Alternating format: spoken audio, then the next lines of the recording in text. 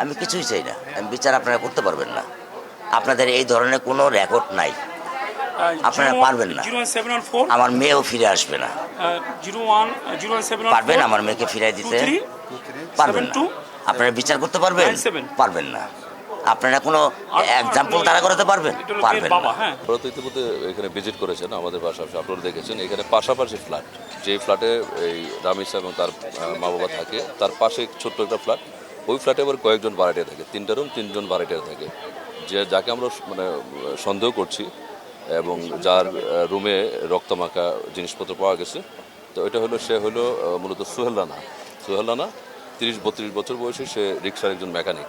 তো আমরা মোটামুটি ব্যক্তি আইডেন্টিফাইড যে এটা করেছে বলে আমাদের মনে হচ্ছে, এবং আমরা ধারণা করছি প্রাথমিকভাবে আমরা আইডেন্টিফাইড। আমাদের এখন মূল কাজ হলো তাকে গ্রেপ্তার করা। আর মামলার যে বিষয়টা, আইনগত যে বিষয়টা, সেটা ভিকটিম ডিজিজডের মা বাবা তারা তো দুজনে এখন ট্রমাটাইজড অবস্থা আছেন।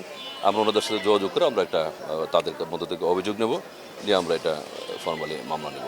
আচ্ছা, আমরা কয়টার ঘটনা, সে সময় কে ছিল বাসায়? আমি মাত্রই কথা বললাম ডিজিজডের বাবার সাথে কথা বললাম। তো উনি যেটা জানালেন যে আনুমানিক 10:30টার দিকে ঘটনা, কি 10:30টার সময় ওনার যে মা, ডিজিজডের রামেসার মা, সে তখন খেয়াল করে যে তার মেয়ে নাই।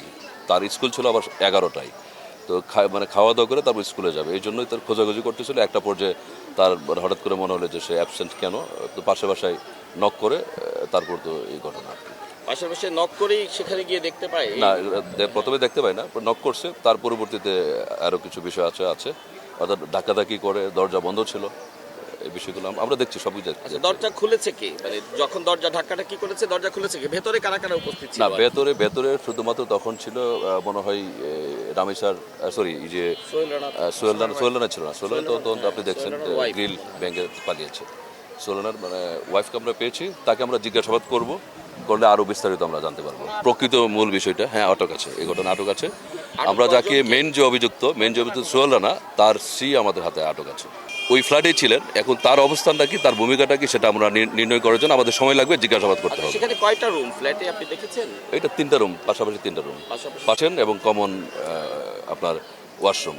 আচ্ছা, তাহলে যখন ঘটনা তখন সোহেল রানা এবং তার ওয়াইফই বাসায় ছিল, আর কেউ ছিল না নাকি? আমরা এখনো পর্যন্ত এটাই জানতে পারছি। আরো কোনো কিছু যদি থাকে তো আমরা সেটা যাচাই করতে হবে আর কি। আচ্ছা, একজন। আচ্ছা, আরেকটা জিনিস, একটু একটা কনফিউশন তৈরি হয়েছে। কেউ বলছে যে ধর্ষণ করা হয়েছে বা নির্যাতন করা হয়েছে, কোনো আলামত পেয়েছেন? না, এরকম কোনো আলামত পাই নাই। বাট আমরা যেহেতু ডিজিজড, এটা 8 বছরের একটা মেয়ে, তো স্বাভাবিকভাবে কেন তাকে হত্যা করলো, তো এই কোশ্চেনগুলো আছে। আমরা সবগুলো আসলে সলভ করতে হবে, আমাদের এইগুলো যাচাই করবো। আর যে বিষয়টা পোস্টমর্টম করার আগে অবশ্যই আমরা লিখবো যে এটা যেন মেডিকেল এক্সামিনেশন করা হয়। মার্ডার ওয়েপন কি পেয়েছেন? ছুরি, রক্তমাখা ছুরি, এটা পাওয়া গেছে। আচ্ছা, ওনাদের যে বিষয়টা, আমি তো ওনাদের সাথে কথা বলিনি, আর তাদের সাথে কথা হয় না। আর এটা তো পরীক্ষা নিরীক্ষার মাধ্যমে জানা যাবে। তো এটা আমরা এখনো ডিসাইডেড না, আমরা ধারণা করতেই পারি। আর আমি তো বললামই যে যেহেতু 8 বছর একটা মেয়ে বাচ্চা, সে এখানে মানে ভিকটিম। তো এটা ওনারা যেটা বলেছে, এটা হইতেও পারে, এটা একদম মানে ধারণা করা যায় আর কি। আচ্ছা, রামিসারা ক ভাই বোন জেনেছেন?